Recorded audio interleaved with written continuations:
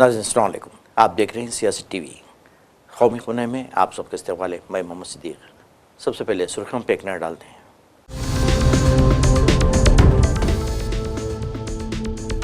आइन कौमी शिनाख्त की मुक़द्दस किताब है। इसे अपनाते हुए पार्लियामेंट ने अवामी उम्मीदों का इज़हार किया है। यौम आइन के मौके पर पार्लियामेंट के सेंट्रल हॉल में मुनक़िदा तक़रीब से सर जमहूरिया मुर्मू का खिताब।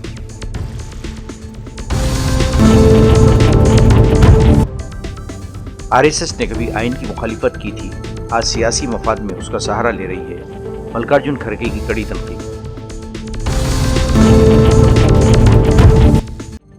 अरुणाचल प्रदेश हिंदुस्तान का अटूट हिस्सा है। चीन का कोई बयान इस हकीकत को नहीं बदल सकता। चीन की हरकत पर वज़ारत ख़ारजा का सख्त रद्द-ए-अमल।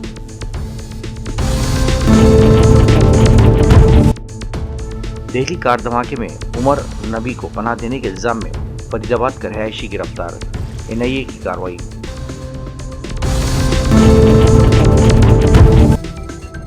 छब्बीस 11 के मुंबई दहशतगर्दाना हमले की 17वीं बरसी। वज़ीर आला फडणवीस ने दीगर महलूकीन को पेश किया खिराज अक़ीदत। कहा, मुंबई इस सियाह दिन को कभी भूल नहीं पाएगा।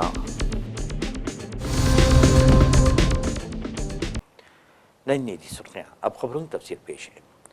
सर जमहूरिया द्रौपदी मुर्मू ने आइन को कौमी शिनाख्त और कौमी वक़ार की अजीम किताब करार देते हुए कहा, गुज़िश्ता दहाई में हमारी पार्लियामेंट ने इसकी इख्तियार पर अमल करते हुए अवाम की उमंगों के इजहार के लिए मुतअद्दिद काम किए हैं। मुर्मू ने आज यौम आइन के मौके पर ऐवान दस्तूर के सेंट्रल हॉल में अपने खिताब में कहा कि आइनसाज़ असम्बली ने पार्लिमानी निज़ाम को अपनाने के हक़ में जो मजबूत दलाइल पेश किए थे वो आज भी पूरी तरह मोतबर और मौजू हैं। दुनिया की सबसे बड़ी जमहूरियत में अवामी तमन्नाओं और ख्वाहिशात की तर्जुमानी करने वाली हिंदुस्तानी पार्लियामेंट आज दुनिया की कई जमहूरी निज़ामों के लिए एक काबिल तक़लीद मिसाल बन चुकी है।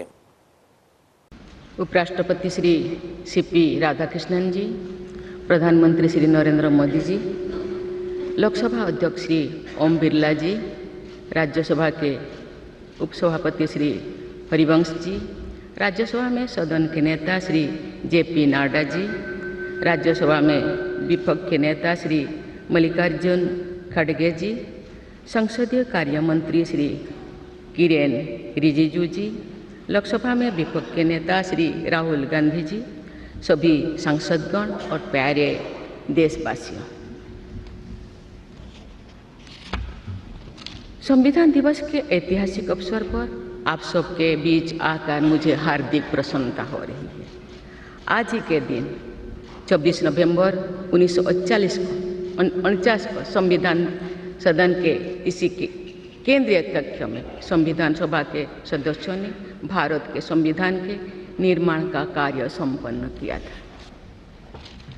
आज ही के दिन उस वर्ष हम भारत के लोगों ने अपने संविधान को अपनाया था। स्वाधीनता के बाद संविधान सभा ने भारत की अंतरिम संसद के रूप में भी कर्तव्य निर्वहन किया। प्रारूप समिति के अध्यक्ष बाबा साहेब डॉक्टर भीमराव अंबेडकर हमारे संविधान के प्रमुख निर्माताओं में से थे। बाबा साहेब की 125वीं जयंती के वर्ष में यानी सन 2015 में 24 नवंबर को प्रतिवर्ष संविधान दिवस के रूप में मनाने का निर्णय लिया गया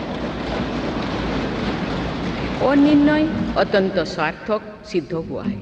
आज के दिन पूरा देश भारतीय लोकतंत्र के आधार हमारे संविधान के प्रति तथा उसके निर्माताओं के प्रति आदर व्यक्त करता है। हम भारत के लोग अपने संविधान के प्रति व्यक्तिगत और सामूहिक स्तर पर आस्था व्यक्त करते हैं। अनेक योजनाओं के माध्यम से देशवासियों को, विशेषकर युवा वर्गों को संवैधानिक आदर्शों से अवगत कराया जाता है। संविधान दिवस से मनाने की परंपरा का शुभारंभ करने और उसे निरंतरता प्रदान करने की जितना भी प्रशंसा की जाए और कम। माननीय सदस्य सांसदगण संसदीय प्रणाली को अपनाने के पक्ष में संविधान सभा में जो ठोस तर्क दिए गए थे वो आज भी प्रासंगिक है। विश्व के विशालतम लोकतंत्रों में जन आकांक्षाओं को अभिव्यक्त करने वाली भारतीय संसद विश्व के अनेक लोकतंत्र के लिए आज एक उदाहरण के रूप में प्रतिष्ठित है। वज़ीर-ए-आज़म मोदी ने 26 नवंबर को यौम आइन के मौके पर हिंदुस्तान के शहरियों को खत लिखकर 1949 में आइन को इख्तियार करने की तारीखी लम्हे को याद करते हुए मुल्क की तरक्की की रहनुमाई में उसके पायदार किरदार को उजागर किया। इन्होंने कहा कि 2015 में हुकूमत ने इस मुक़द्दस दस्तावेज़ के एहतराम के लिए 26 नवंबर को यौम आइन करार दिया था। मिस्टर मोदी ने इस बात पर रोशनी डाली कि किस तरह आइन ने शाइस्ता पस मंज़र से ताल्लुक़ रखने वाले अफराद को आला तरीन सतह पर कौम की खिदमत करने का इख्तियार दिया। इस सिलसिले में इन्होंने पार्लियामेंट और आइन के तई एहतराम के अपने तजुर्बे का इश्तराक किया। इन्होंने ज़ोर देकर कहा कि आइन ने बेशुमार शहरियों को ख्वाब देखने का इख्तियार दिया है और इन ख्वाबों को पूरा करने की ताकत दी है। यौम आइन के मौके पर कांग्रेस सदर मल्लिकार्जुन खड़गे ने एक्स पर तफसीली बयान जारी करते हुए बीजेपी और आरएसएस पर शदीद तनकीद की। इन्होंने कहा कि हिंदुस्तान का आइन डॉक्टर BR अम्बेडकर, जवाहरलाल नेहरू और दस्तूर साज असम्बली की मुश्तरका फ़िक्री कोशिशों का नतीजा है, लेकिन जिन इदारों और नज़रियाती ग्रुपों ने इनकी मुखालिफत की थी वही आज इसका क्रेडिट लेने की कोशिश कर रहे हैं। खड़गे के मुताबिक आइन ने हिंदुस्तान में जमहूरियत को बुनियादी मरकज़ियत दी है और इंसाफ, मसावत, आज़ादी, बाहमी भाईचारा, सेकुलरिज़म और सोशलिस्ट क़दरों को कौमी शिनाख्त में तब्दील किया। उनका कहना था कि आज यही शिनाख्त ख़तरे में महसूस हो रही है क्योंकि इदारों पर दबाव, सियासी मुदाखलत और इख्तिलाफ़ राय को कमज़ोर करने के रुझानात बढ़ रहे हैं। सभी देशवासियों को आज संविधान दिवस पर हार्दिक शुभकामनाएं। बाबा साहेब डॉक्टर अम्बेडकर व पंडित जवाहरलाल नेहरू जी और डॉक्टर राजेंद्र प्रसाद जी ने संविधान सभा के साथ मिलकर संविधान का ही नहीं एक ऐसे भारत का निर्माण किया जहां लोकतंत्र सर्वोपरि है। न्याय, समानता, आजादी, परस्पर भाईचारा, धर्मनिरपेक्षता और समाजवाद भारत की पहचान बन चुकी है, पर आज ये पहचान खतरे में है। जब संविधान लागू हुआ था तब आरएसएस जैसे संगठन खुले तौर पर कहते थे कि संविधान पाश्चात्य मूल्यों पर आधारित है और उनका आदर्श तो मनुस्मृति है। इतिहास गवाह है कि वे संविधान के खिलाफ थे। आज विडंबना ये है कि जो लोग कभी संविधान से ज्यादा मनुस्मृति को मानते थे, सत्ता में आने के बाद मजबूरी और राजनीतिक आवश्यकता के कारण उसी संविधान को अपना बताने की कोशिश कर रहे हैं। यौम आइन के मौके पर लोकसभा में कायदे हिज़्ब इख्तिलाफ और कांग्रेस सीनियर रहनुमा राहुल गांधी ने एक्स पर जारी अपने पैगाम में कहा कि हिंदुस्तान का दस्तूर सिर्फ एक क़ानूनी दस्तावेज़ नहीं बल्कि मुल्क के हर शहरी से कहा गया एक मुक़द्दस वादा है। उनके मुताबिक ये वादा मज़हब, ज़ात, ज़बान, ख़ित्ते या माशी हैसियत से बालातर होकर मसावत, एहतराम और इंसाफ की ज़मानत फराहम करता है। इन्होंने कहा कि किसी शहरी को इस बुनियाद पर कमतर नहीं समझा जा सकता कि वो कौन है और कहाँ से आता है, क्योंकि आइन इसका मुहाफ़िज़ है। राहुल गांधी ने अपने बयान में लिखा है कि आइन कमज़ोर तबक़ात, गरीबों, महरूमों और पसमानदा तबक़ात के लिए एक हिफाजती ढाल की हैसियत रखता है जो उन्हें आवाज़, ताकत और हुकूक़ देता है। उनके मुताबिक जब तक आइन महफूज है, हिंदुस्तानी शहरियों के हुकूक़ भी महफूज रहेंगे और जमहूरी ढांचा मुस्तहकम रहेगा। इन्होंने शहरियों से अपील की कि वो आइन की रूह, उसूलों और अक़दार की हिफाजत के लिए मुत्तहिद रहें। वज़ारत ख़ारिजा ने अरुणाचल प्रदेश के हवाले से चीन की इश्तियालंगेज़ी कार्रवाई पर सख्त एतराज़ किया है। चीन को जवाब देते हुए वज़ारत ख़ारिजा के तर्जुमान रणदीप जायसवाल ने कहा कि अरुणाचल प्रदेश हिंदुस्तान का अटूट और लाजिम व मलज़ूम हिस्सा है। उन्होंने मज़ीद कहा कि चीन का कोई बयान इस हकीकत को नहीं बदल सकता। वज़ारत ख़ारिजा के तर्जुमान रणदीप जायसवाल ने कहा कि हमने अरुणाचल प्रदेश से एक हिंदुस्तानी नज़ात की मनमानी हिरासत से मुताल्लिक़ चीनी वज़ारत ख़ारिजा का बयान देखा है। इसके पास दुरुस्त पासपोर्ट था और वह शंघाई बैनुल-अक़वामी हवाई अड्डे से जापान का सफ़र कर रही थी। हिरासत का मामला चीनी फ़रीक के साथ सख्ती से उठाया जाएगा। याद रहे कि पेमा वांगथोंग टोक, जो कि बरतानिया में मुक़ीम एक हिंदुस्तानी नज़ात शहरी है, 21 नवंबर को लंदन से जापान का सफ़र कर रही थी। उसने दावा किया कि इसका मुक़र्ररा 3 घंटे का स्टॉप ओवर इस वक्त एक डरावने ख्वाब में बदल गया जब इमिग्रेशन हुकाम ने इनका पासपोर्ट सिर्फ इसलिए गलत करार दिया कि इसमें अरुणाचल प्रदेश को उसकी जाए पैदाइश के तौर पर दर्ज किया गया था। थोंगटोक के साथ होने वाले वाक़े के बारे में पूछे जाने पर चीनी वज़ारत ख़ारजा के तर्जुमान माओनंग ने दावा किया है कि मुबैना तौर पर उन्हें किसी भी लाजमी इक़दाम हिरासत या हिरासा नहीं किया गया। माओनंग ने कहा कि हमें मालूम है कि चीनी सरहदी मुआयना करने वाले अफसरान ने तमाम तरीक़ेकार को क़वानीन और ज़वाबित के मुताबिक मुकम्मल किया है और मुतल्लिक़ा फ़र्द के जायज़ हुकूक़ और मफादात का मुकम्मल तहफ़्फ़ुज़ किया। She went on to say, Arunachal, not India, China, your visa not acceptable, your basically passport is invalid. Basically didn't give me a straight answer. I said, where is the law? What rights have you got to hold me back here? It took about 18 hours for me to get out of Shanghai, and there was about 3 or 4 airline staff of China Eastern and about 2 other immigration officers, and all of them were basically speaking in their language and saying and pointing out and saying Arunachal, and laughing and calling it China, no India. We speak Shuddh Hindi, we don't understand C of Chinese, we are all Indian. And I would just like to request the government of India to take strict actions against Chinese authorities and the government. First of all, Zangnan is China's territory. China never acknowledges the so-called Arunachal Pradesh, illegally set up by India. As for the individual case you mentioned, we've learned that during the whole process, China's border inspection authorities have gone through the whole process in accordance with laws and regulations and had just enforcement and fully protected the lawful rights and interests of the person concerned. There's no so-called compulsory measures, deterrent or harassment. The airlines also provided a place for rest, drinking and food for the person concerned. For specifics, I'd refer you to competent authorities. वज़ीर-ए-आज़म मोदी ने आज फ्रांसीसी company सफ़रान की जानिब से तैयार करदा तिजारती तैयारों की लीप इंजन की मरम्मत, देखभाल और ओवरहाल के लिए कायम करदा नए यूनिट का वर्चुअल इफ्तिताह किया। हैदराबाद में कायम सफ़रान एयरक्राफ्ट इंजन सर्विसेज इंडिया का ये मरकज़ 2026 में अमली तौर पर काम शुरू कर देगा और तेज़ी से तरक्की करते हुए हवाबाजी के शोबे में मुल्क की मुकामी सलाहियतों को मजबूत करेगी। हिंदुस्तान दुनिया की तेज़ी से बढ़ती हुई शहरी हवाबाजी मार्केट्स में से एक है और हिंदुस्तानी फ़िज़ाई कंपनियां अब तक 1500 से ज़ायद तैयारों के ऑर्डर दे चुकी है। वज़ीर-ए-आज़म के दफ्तर के मुताबिक मुकामी सतह पर MRO सलाहियतों की तरक्की से हुनरमंद रोज़गार में इजाफा होगा, सप्लाई चेन मजबूत होगी और हिंदुस्तान को आलमी शहरी हवाबाजी मरकज़ के तौर पर उभरने में मदद मिलेगी। भारत के सिविल एविएशन मिनिस्टर के राम मोहन नायडू जी, तेलंगाना के chief minister Revanth Reddy ji, Safran group से जुड़े सभी महानुभाव, देवी और सज्जनों, मुझे समय की सीमा है क्योंकि मुझे पार्लियामेंट पहुंचना है, राष्ट्रपति जी का कार्यक्रम है, इसलिए मैं लंबी बात न करते हुए बहुत तेज़ी से कुछ बातें बता करके अपनी बात मैं पूरी करूंगा। आज से भारत का एविएशन सेक्टर एक नई उड़ान भरने जा रहा है।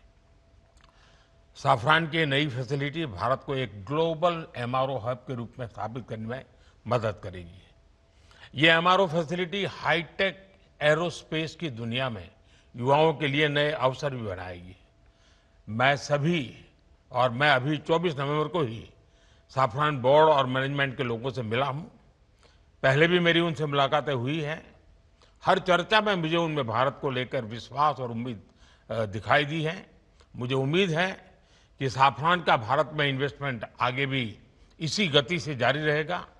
आज इस फैसिलिटी के लिए मैं टीम साफरान को बहुत बहुत शुभकामनाएं देता हूं। साथियों, आप भी जानते हैं पिछले कुछ वर्षों में भारत का एविएशन सेक्टर भूतपूर्व गति से आगे बढ़ा है। आज भारत दुनिया के सबसे तेजी से बढ़े डोमेस्टिक एविएशन मार्केट में शामिल है। हमारा डोमेस्टिक मार्केट अब दुनिया में तीसरा सबसे बड़ा मार्केट है। आज भारत के लोगों का एस्पिरेशंस एक नए आसमान पर है।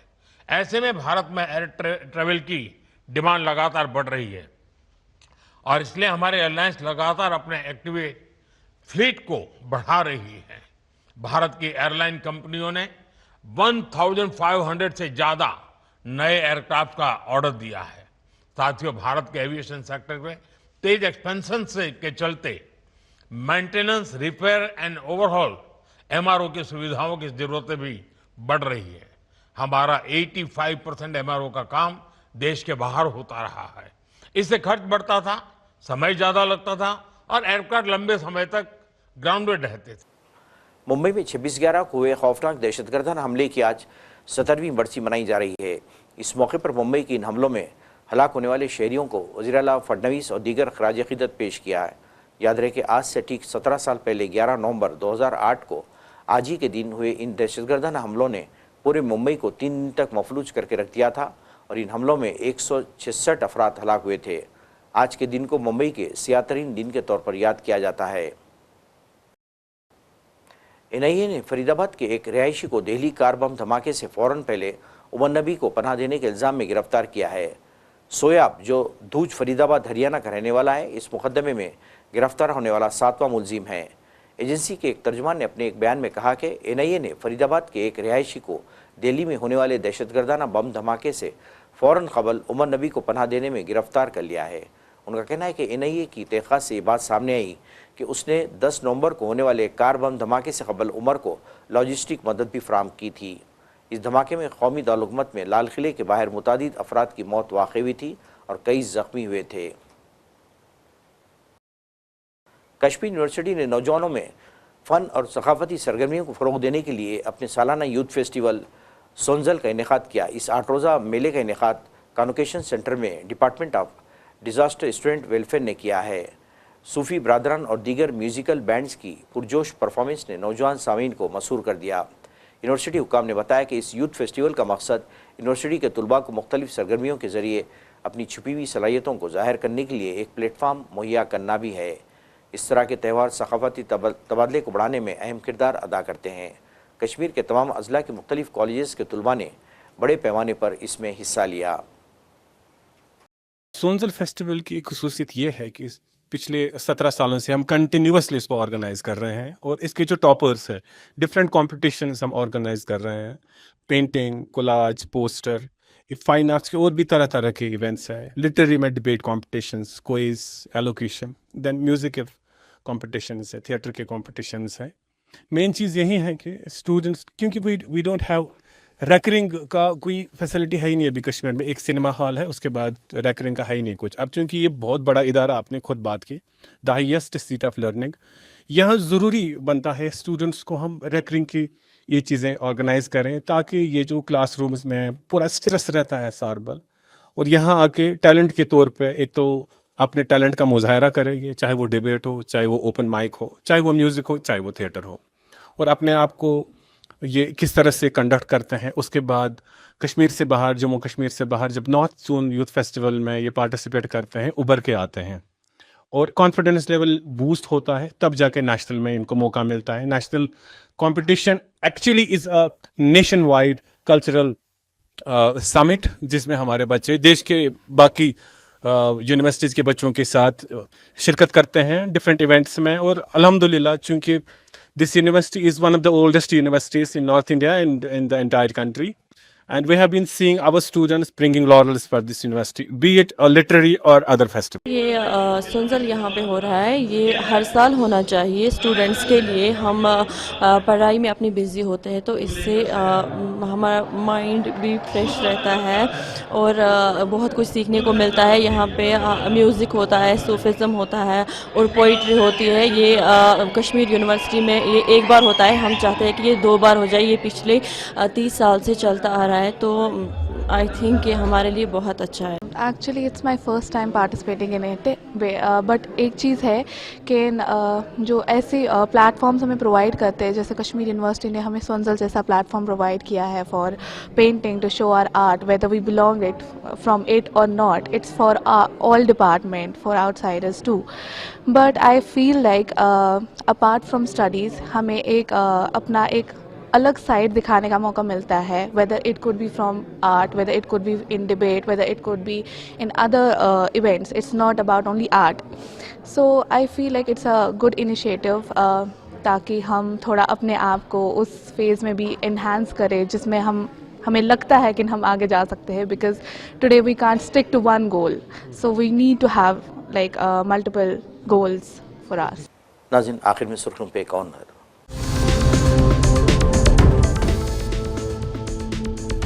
आइन कौमी शिनाख्त की मुक़द्दस किताब है, इसे अपनाते हुए पार्लियामेंट ने अवामी उम्मीदों का इज़हार किया है। यौम आइन के मौके पर पार्लियामेंट के सेंट्रल हॉल में मुनक़िदा तक़रीब से सर जमहूरिया मुर्मू का खिताब।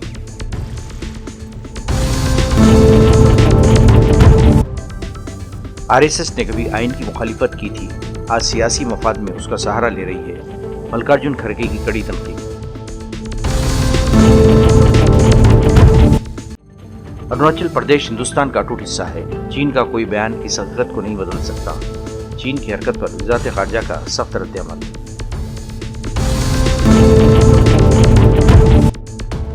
दिल्ली कार धमाके में उमर नबी को पनाह देने के इल्जाम में फरीदाबाद का रहायशी गिरफ्तार, एनआईए की कार्रवाई।